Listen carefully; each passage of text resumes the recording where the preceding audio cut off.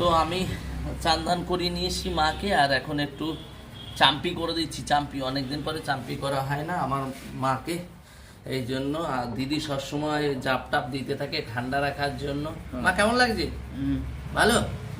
আমার মা বলে ভালো লাগছে, ঘুমায় যাবা তাই না? এরকম মালিশ করে দিলে ঘুমায় আমার।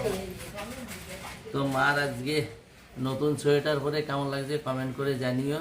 আর মা বলছে আমি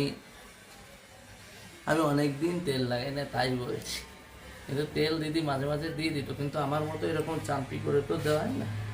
এইটা আমি যখন ধরে এরকম সুন্দর করে দিই, যাতে মাথা ঠান্ডা ঠান্ডা ভিতর অব্দি চলে যায়।